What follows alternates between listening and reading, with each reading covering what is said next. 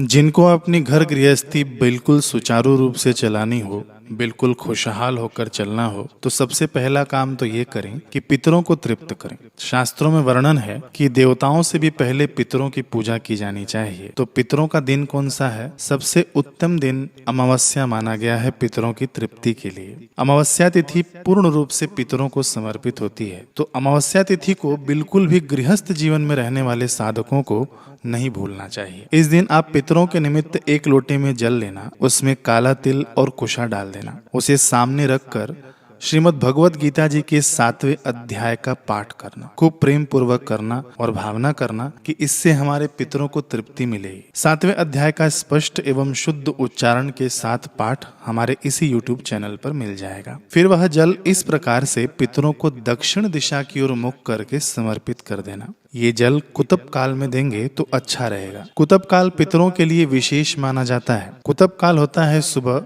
11:36 से 12:24 तक। इससे पितृ तृप्त होते हैं, घर में बरकत आती है, परिवार खुशहाल होता है, पितृ दोष समाप्त होता है, हर जगह सफलता मिलने लग जाती है। पुराणों के अनुसार इस दिन फूल, पत्ते और तिनके भी नहीं तोड़ने चाहिए, इससे ब्रह्म हत्या का पाप लगता है। तो आप लोग पूछते हैं कि भगवान की पूजा सेवा में हम पत्र पुष्प आदि कैसे अर्पण करें? तो देखिए, तुलसी पत्र और बेल पत्र तो बासी नहीं माना जाता है, तो इसको आप पहले से भी इकट्ठा रख सकते हैं और इस दिन आप उपयोग कर सकते हैं। बाकी जो माली आपको फूल लाकर दे जाए वह फूल आप उपयोग कर सकते हैं। पद्म पुराण के इस श्लोक के अनुसार यदि अमावस्या के दिन कोई दूसरे के दान का अन्न खा लेता है तो उसके 1 महीने का पुण्य नाश हो जाता है। लेकिन अमावस्या के दिन किसी जरूरतमंद को दान देने से अत्यधिक पुण्यों की प्राप्ति होती है।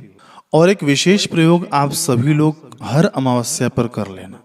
ये 5 मिनट का प्रयोग है, 5 से 10 मिनट आपको लगेंगे। जैसे कि हम जानते हैं अमावस्या तिथि पितरों को समर्पित है, तो इस दिन हमने सुबह पितरों के लिए कार्य कर लिया, तो इस सुबह ही आपको हवन भी करना है। पितरों के साथ साथ आपको ग्राम देवता, स्थान देवता आदि को भी तृप्त करने का मौका अमावस्या पर नहीं चूकना चाहिए। इनको तृप्त करने की बहुत ही सरल विधि है। आपको सामग्री लगेगी काला तिल, जौ, चावल, गाय का घी, चंदन पाउडर, गूगल, गुड़, देशी कपूर, इन सबको एक साथ मिला लेना। एक साथ मिलाने के बाद गाय के गोबर का कंडा जलाना और उसके ऊपर इन 8 वस्तुओं से बनाई हुई हवन सामग्री से आप हवन करना। पूरा परिवार एक साथ मिलकर यदि हवन करे तो बहुत उत्तम होगा। घर का यदि ब्रह्म स्थान पता हो आपको तो उस जगह पर बैठकर हवन करें, अथवा तो अपनी पूजा घर में ही ईशान कोण की तरफ बैठकर आप हवन कर सकते हैं। ईशान कोण क्या होता है? पूर्व और उत्तर दिशा के बीच का कोण ईशान कोण कहते हैं। तो आहुति के मंत्र इस प्रकार हैं। 5 आहुतियां आपको देनी है। एक आहुति को आप 11 बार दें। ओम कुल देवताभ्यो नमः, ओम कुल देवताभ्यो नमः, इस प्रकार से 11 बार आपको आहुति देनी है। फिर ऐसे ही दूसरा मंत्र ओम ग्राम देवताभ्यो नमः, तीसरा मंत्र ओम ग्रह देवताभ्यो नमः, चौथा मंत्र है ओम लक्ष्मीपति देवताभ्यो नमः,